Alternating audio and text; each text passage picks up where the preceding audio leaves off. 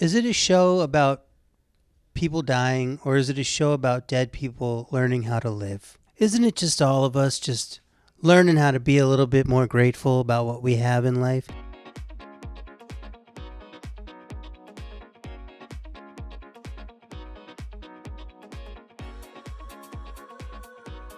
I think Ghosts has really, it's a show that families can watch together.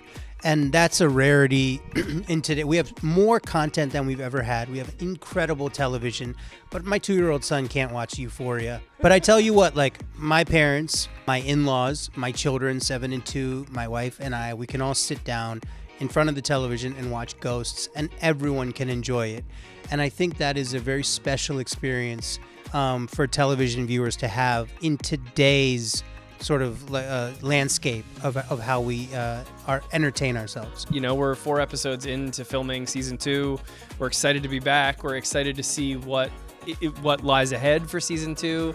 We're about to do a table read for the 5th episode on Saturday and find out what happens in that episode. So yeah, I mean, there's so many things that we're excited about for season 2. I know for my character specifically in season 2, we'll get a little bit of knowledge as to how she was murdered. If she may have died of a heart attack. That's what Hetty thinks back there.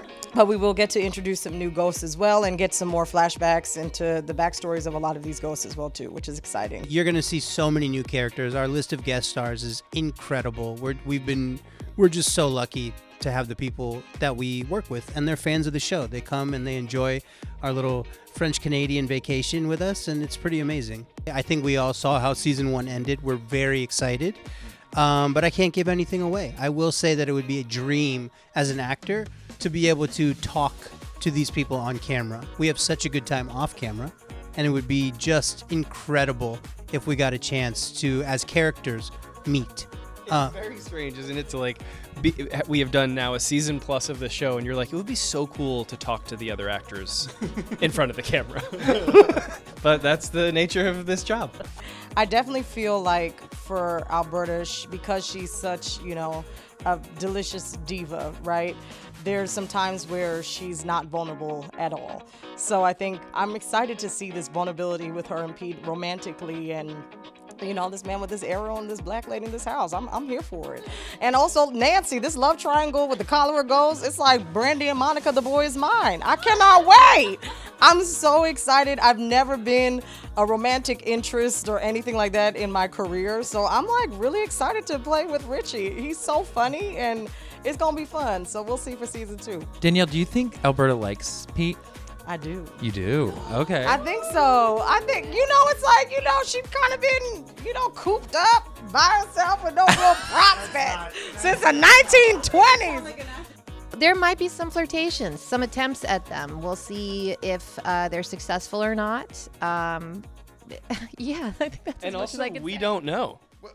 We really don't know. Because we've only seen 6 episodes. Like in scripted form, so we don't know. But what I love about Flower and Thorfinn, right, is they are soulmates to a certain degree, right? But they're just from such different walks of life. So how are they going to get past their nurture to find their nature? Oh my God, that was beautiful. That was really beautiful. And I'd like to add to that I feel like they also kind of speak the same language, even though they're so different. They both, they speak slowly and with few words, but they're very deep, strong morals, and they are, they have a lot of wisdom. And so I think that they can connect. I think there's hope. I think right now, if they were living in the same room, they would have bunk beds, but maybe one day it'll just be a king-size bed. I love that he is the one who's all in. She's the one who's more hesitant and a little more sort of diplomatic about things, and he's very into fantasy. He's into this kind of imaginary world, and so it's a perfect pair to deal with it. He understands the ghost better than she does sometimes, I think, even though she's the conduit, Well, Rose and I have a good rapport as people. I think we have, we just enjoy each other's company, and we're very open and honest with each other. We've had many talks on sort of how we both work, and we found a really nice harmony as people, and it's wonderful to be around her.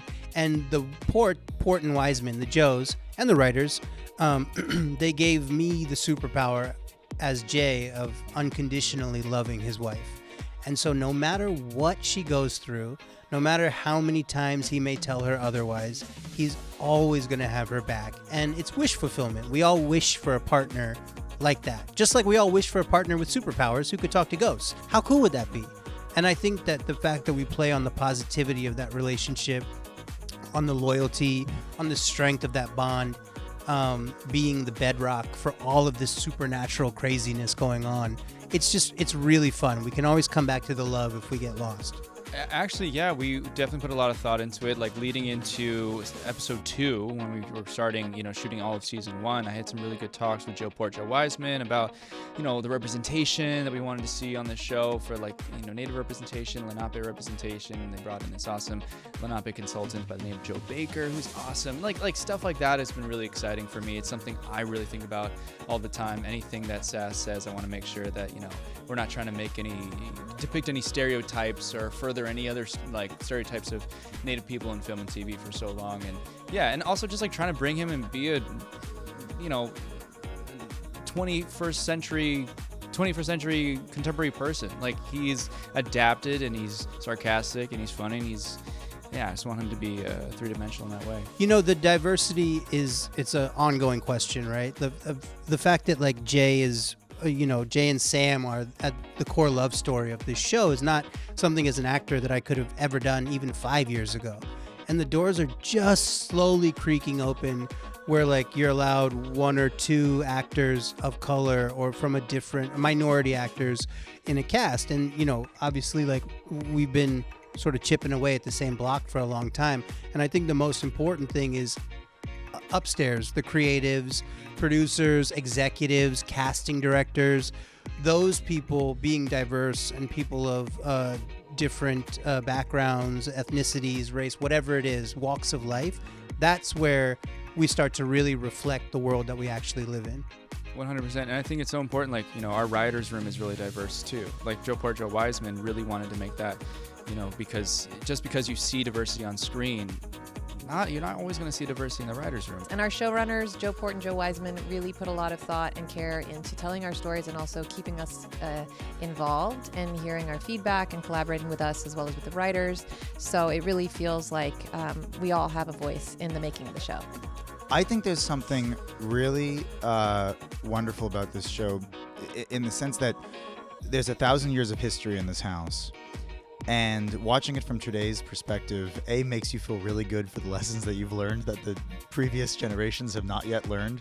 And to be able to watch those lessons come to fruition in different people, I think is a joyful experience.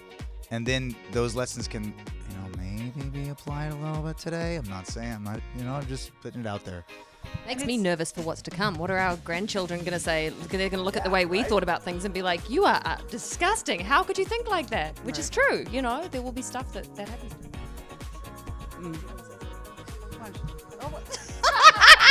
Well, I was going to say, it's not only just diversity on camera, it's behind the scenes as well, too. Our writer's room is fully diverse. And I think a lot of times just as a black woman who's plus size, I get these stereotypical roles. And to play Alberta, who's this 1920s Prohibition era delicious diva, that would never be a possibility for me usually. So it feels nice not to be a decoration for diversity purposes, but also to really delve into these stories and the relationships between us. It feels good.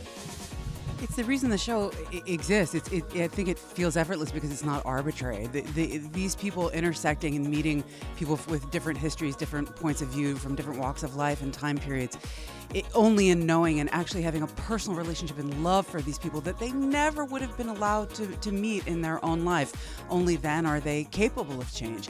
And there's some reason that this particular motley crew is stuck in this house together, and that seems to be at the heart of it. That change is possible only through that representation and that intersecting with these different points of view. Hetty, because I've tried on her costume and I really love it and it looks awesome. It really does look beautiful. And I think that Rebecca and we want to channel more and more that we're related in the show. We really want to build on that, and we have a sort of distinct relationship in the show. I'd probably want to play Flower because I think I kind of want to wear that flowy dress. That could be really fun. Yeah. I want to be Trevor. I want to be in a blazer and my prep school collar shirt, and I just want to be chilling in my Spanx. Out. I think there would be an enormous challenge and fun in trying to play Isaac, because the balance of trying to lead people who do not listen to you, it's and very big shoes to fill. It'd be terrifying, but it would be a fun to try and fail. I want to play Hetty, Rebecca Wisocki's character in the show. I want to play Isaac because I think he's the exact opposite of Flower. That'd be fun. I would love to play Alberta, be a star. One day. The dream. I want to play Nancy, the cholera Nancy. Yeah. Oh man. Wow. There it is. That's Betsy Sidaro who nailed her voice. Yep. And with that, Den of Geeks, we say God bless you. Yes. Have a great day, a wonderful Comic-Con. Ghosts airs September 29th on CBS and Paramount Plus. 8:30, right after Young Sheldon. And remember, we're all just a pair of traveling pants.